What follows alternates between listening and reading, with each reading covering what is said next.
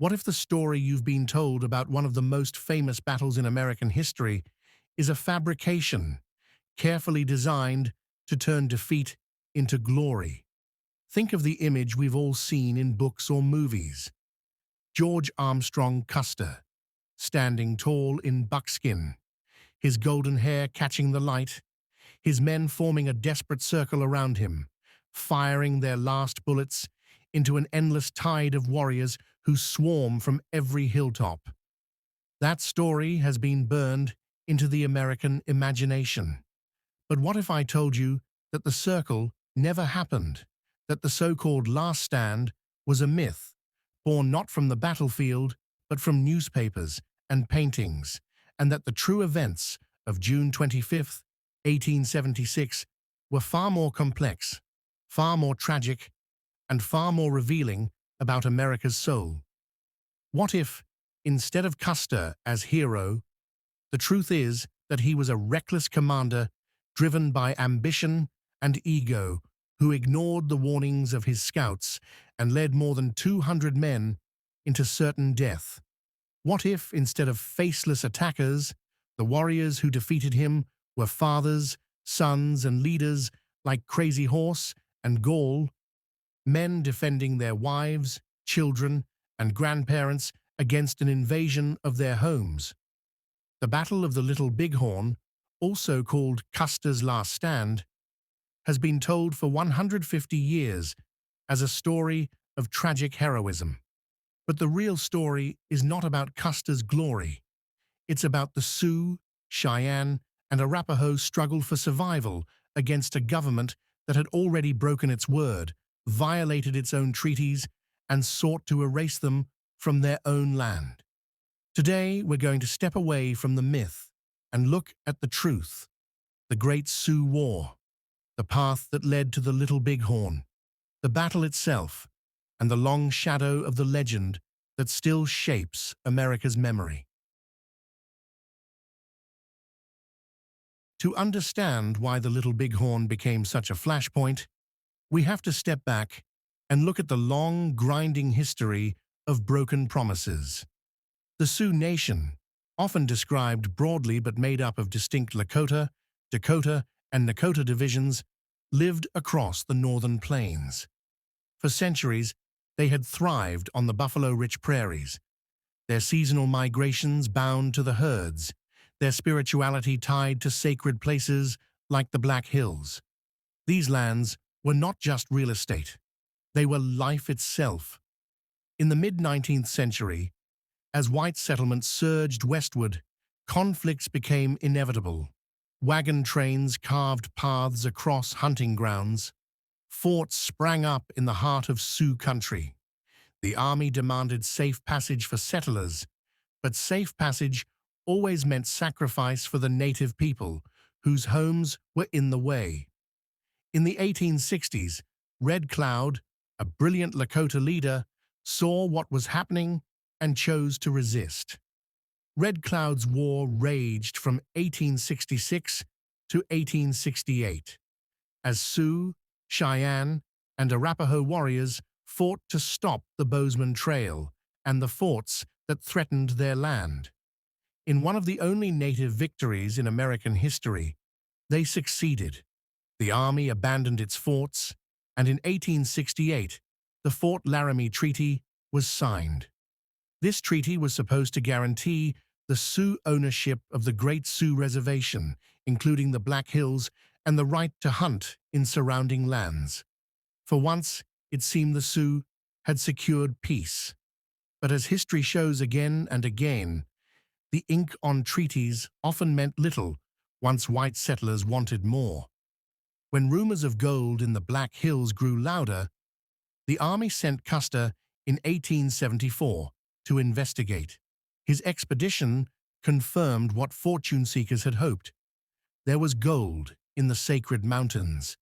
Within months, miners flooded in, despite the treaty's promises. The Sioux objected, saying the land was not for sale at any price.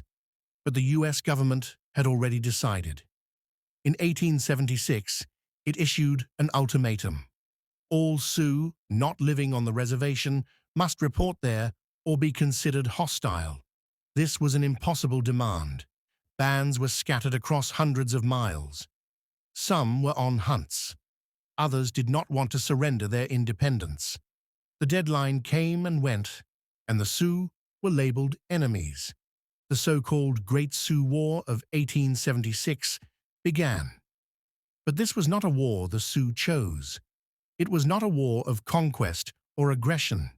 It was a war of defense, a defense of the land they had been promised, a defense of their sacred Black Hills, and a defense of their families from a government whose word had proven worthless. Into this war stepped George Armstrong Custer, a man whose life was built on both daring and myth. During the Civil War, Custer had become a national figure.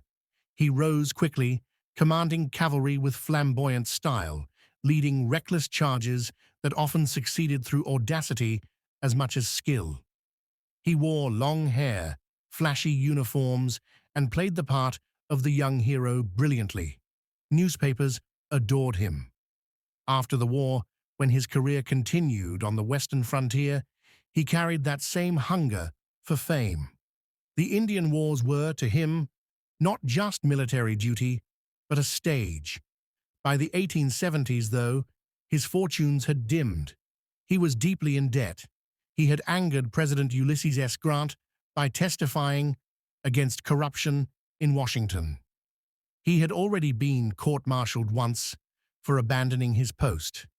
His career was in jeopardy, and he saw the campaign against the Sioux as his last great chance for redemption.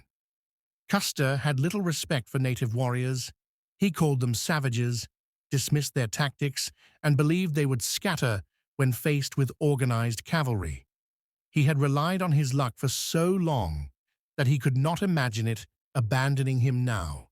His ambition to claim a decisive victory, to once again see his name splashed across newspapers as the hero of the frontier, blinded him to reality. His own scouts, Crow and Arikara allies, warned him the Sioux camp he was approaching was enormous, far larger than anything the army expected. But Custer ignored them. He believed waiting would let the Sioux escape. He wanted the glory of catching them unprepared. He wanted the victory to be his. And in chasing that glory, he led his men into the greatest defeat the U.S. Army would suffer in the Indian Wars. While Custer rode toward disaster, the Sioux, Cheyenne, and Arapaho had gathered in one of the largest native encampments ever seen on the plains. Along the valley of the Little Bighorn River, thousands of people had come together. Lakota from multiple bands, Northern Cheyenne and Arapaho, perhaps 8,000 to 10,000 in all. Of these, some 1,500 to 2,000 were warriors, but the camp was not a military fortress. It was a living community, with families, elders, women tanning hides, children playing in the grass, fires burning. It was also a statement of defiance. This was the summer when the United States demanded surrender, but instead, the Sioux gathered in strength, determined to live free. Sitting Bull, the respected Hunkpapa leader, had performed a sun dance earlier that summer. In his vision, soldiers fell into the camp upside down, like grasshoppers, a sign that a great battle was coming and that victory would belong to his people. Crazy Horse, already legendary for his skill and fearlessness, was there, ready to lead. Gall, another Lakota leader, would emerge as a key commander, directing the flow of warriors with tactical brilliance. But it wasn't only the famous names. Every warrior who fought that day did so with the knowledge that their families were behind them. When Reno's command struck the southern end of the village, they were charging directly into families, scattering women and children. Warriors responded with urgency, with fury, with the knowledge that their loved ones were in danger. To understand the Battle of the Little Bighorn, you must understand this truth. It was not two armies meeting in equal contest. It was a community under attack, a people fighting for survival, a defense of children, elders, and lifeways that were being threatened with extinction. On June 25, 1876, Custer and the 7th Cavalry approached the Little Bighorn Valley. He had about 600 men. Scouts told him the camp was far larger than expected. Custer dismissed them. Instead of consolidating his forces, he divided them. Major Marcus Reno was sent with 175 men to attack the southern tip of the camp. Captain Frederick Benteen was sent with 125 men to scout and cover the pack train. Custer himself, with about 210 men, swung north to strike another section. This division was a classic Custer move, splitting the enemy, hitting fast, overwhelming. But this time, it would prove fatal. Reno's attack collapsed almost instantly. Expecting a small group of teepees, he instead charged into hundreds of warriors. His men panicked, broke, and fled across the river, many cut down in the retreat. They scrambled up the bluffs on the other side, shaken and bloodied.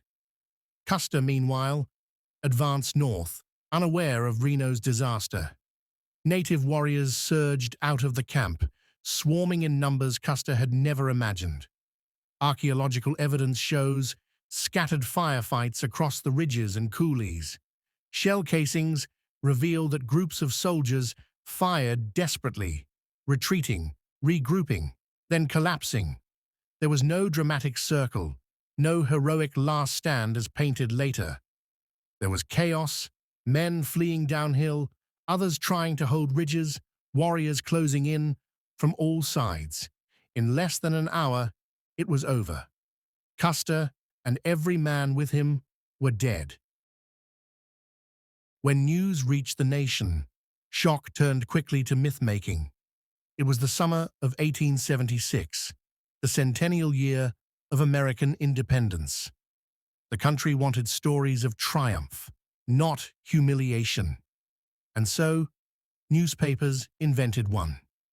Custer's defeat was transformed into Custer's Last Stand, a tale of heroic defiance, a martyrdom at the hands of savages.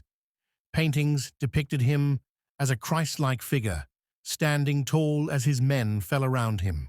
Songs were written, monuments rose, the messy truth of panic and collapse was buried. The native victory, however, was short-lived. The army unleashed relentless campaigns of retaliation. Villages were attacked and destroyed. Food stores were burned. Horses were killed. The buffalo, already under siege, were slaughtered by the millions to starve native people into submission. Within a few short years, the Sioux and Cheyenne, who had triumphed at Little Bighorn, were forced onto reservations. The Black Hills were seized by the government and remain contested to this day. The greatest native victory of the 19th century became the excuse for their ultimate defeat. For more than a century, Americans remembered Little Bighorn through the lens of Custer's Last Stand. The battlefield itself was named Custer Battlefield. Monuments honored the soldiers. The native perspective was silenced. Only in recent decades has that begun to change. In 1991, the site was renamed Little Bighorn Battlefield National Monument. A memorial was added for the native warriors. Archaeologists, working alongside oral traditions, confirmed what native stories always said, that Custer's command collapsed quickly, that the fight was scattered and chaotic, that there was no glorious circle of defiance. Today, the question is not just what happened on June 25, 1876. The question is how we choose to remember it. Do we cling to the myth of a tragic hero, or do we face the truth of a reckless officer and a people's desperate defense? Do we call it Custer's last stand or the Sioux's last victory? History is not just about facts. It is about memory, about who tells the story and whose voices we honor. What did you think about today's video? Comment your thoughts and suggestions for my next video below.